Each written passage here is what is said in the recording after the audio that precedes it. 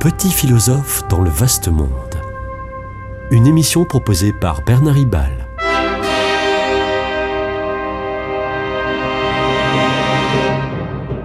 Bernard Ribal, essayiste, agrégé et docteur en philosophie. Alain Delon vient de mourir. Jean-Paul Belmondo, c'était en 2021. Johnny Hallyday, lui, est mort en 2017.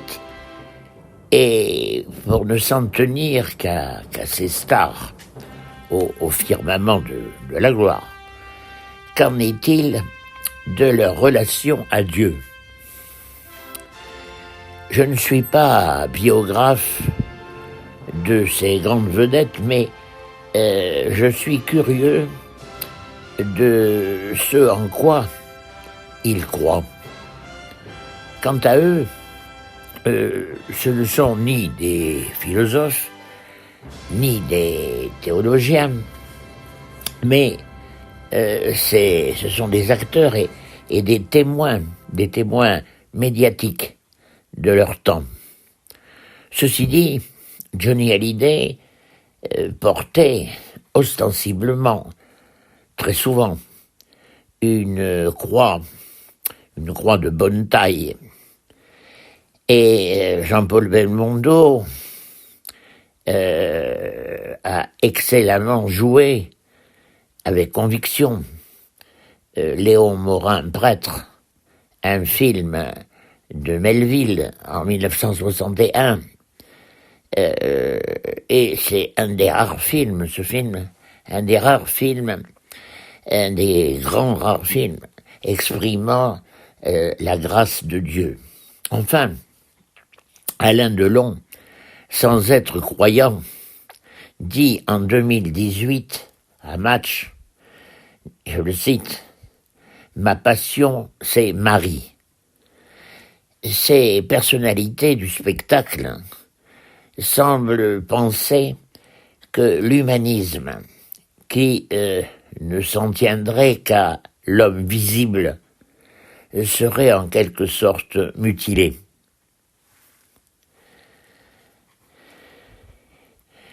Leur grande expérience de leurs amours les a convaincus que l'amour dépasse le trop humain pour se recevoir dans une spiritualité. Mais ça reste flou chez eux. Pourtant, l'art peut être plus capable que la philosophie de deviner les aspirations de l'âme. Hegel, au XIXe siècle, pensait que l'art est une philosophie pas encore vraiment consciente d'elle-même.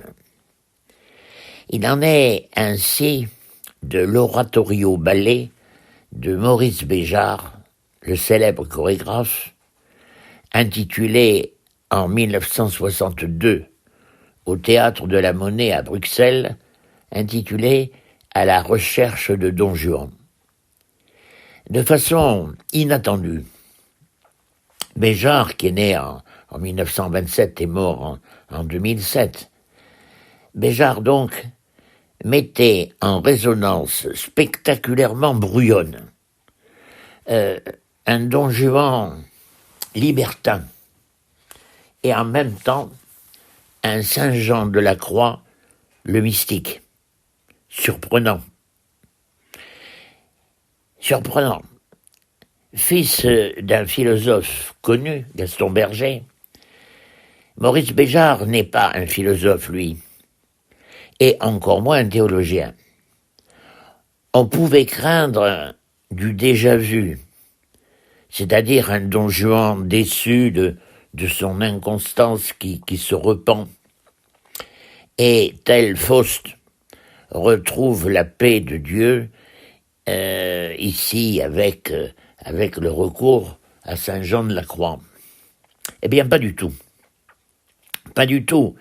L'œuvre est un crescendo de fureur tragique, de déstabilisation intellectuelle et d'aventure spirituelle. Tout s'y déchire, tout se déchaîne, de plus en plus, dans l'altérité, le bouleversement et la multitude de situations paradoxales. Qui cherches-tu à Séville ? Tel est le leitmotiv du début et de la fin du spectacle. Peut-être faut-il répondre à qui cherches-tu, répondre l'amour. Mais l'amour n'est pas possession de l'autre, il est dépossession de soi. Telle est la parenté secrète de Don Juan et de Saint Jean de la Croix. L'amour n'est pas possession de l'autre, il est dépossession de soi. Peut-il y avoir là un sens philosophique ou alors n'est-ce qu'un feu d'artifice ?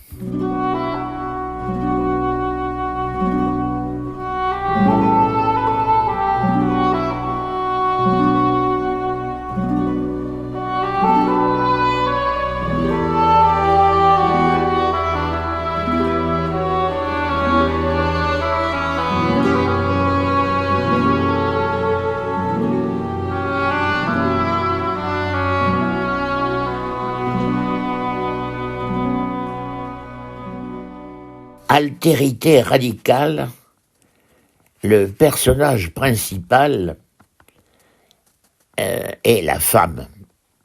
La femme qui est ainsi nommée, simplement la femme. La femme, c'est Don Juan à l'envers. Elle-même déboussolée dans l'alternance du blanc. Et à ce moment-là, c'est la danseuse Tania Barry qui joue le rôle. Ou bien dans le noir, et c'est là le rôle de l'actrice Maria Casares. Elle cherche, la femme, elle cherche Don Juan, et comme on se déguise en ours pour chasser l'ours, la femme se déguise en Don Juan pour chercher Don Juan.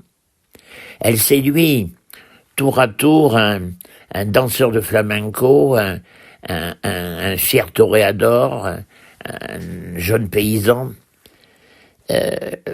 L'oratorio ballet de Béjart donne à ce point dans la multiplicité que tout le spectacle s'emporte dans le désordre, le vertige et la turbulence de la musique, des danses, et aussi d'un triple écran cinématographique où s'agite corrida ou même course automobile.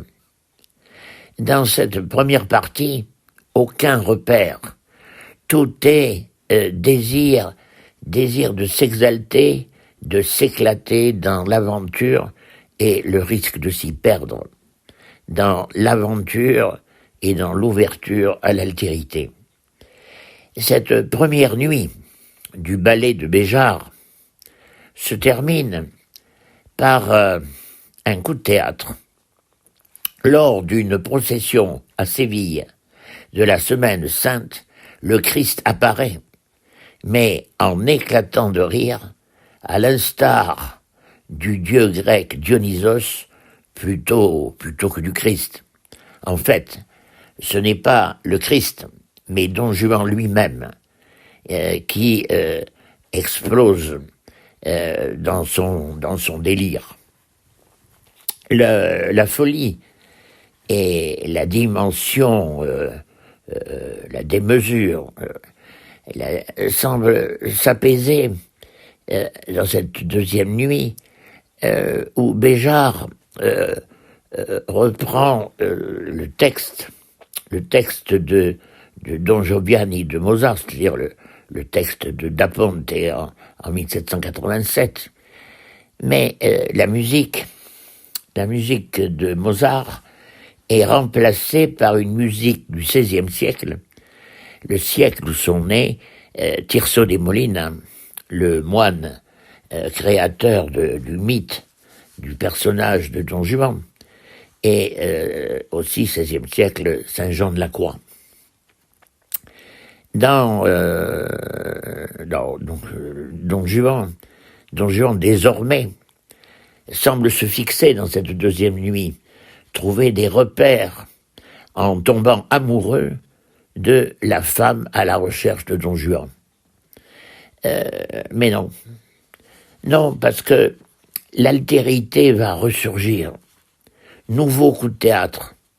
Les femmes, délaissées par Don Juan, désormais amoureux d'une seule femme, la femme, vont lyncher Don Juan par jalousie hystérique, à l'image des bacchantes qui, dans la pièce antique d'Euripide, déchirent Dionysos à mort. L'échec, cette fois-ci, l'échec de la deuxième nuit, est dans cette quête d'identité et d'unité, à l'inverse de la première nuit, qui vont accaparer l'être même pour vainement le posséder, et ce sera l'ouverture sur la troisième et dernière nuit.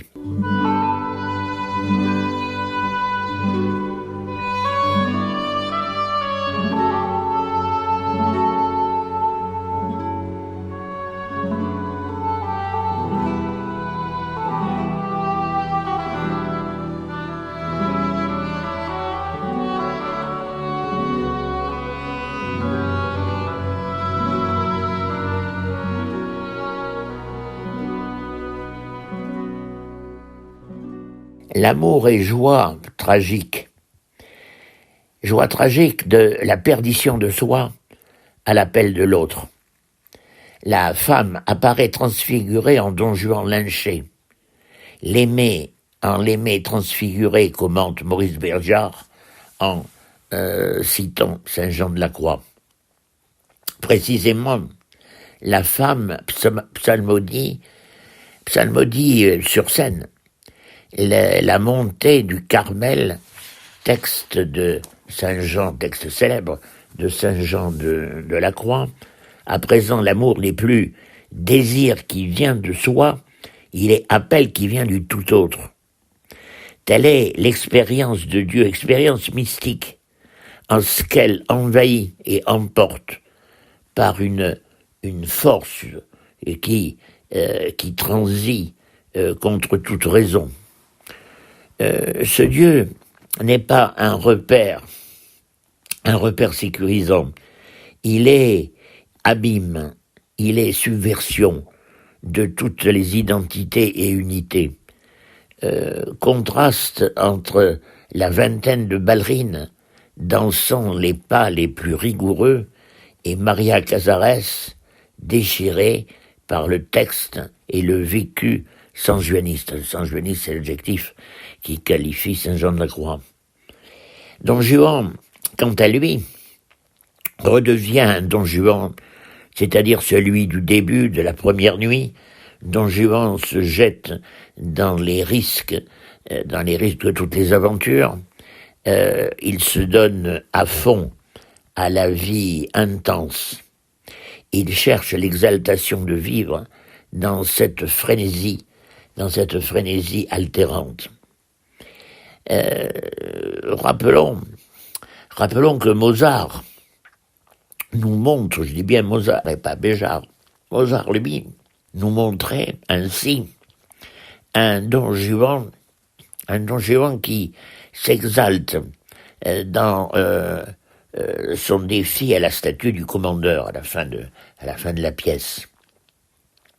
Dans son dernier banquet, la musique s'accélère, musique de Mozart, en allegro et de plus en plus intense, jusqu'à la transe d'un strato où il se perd.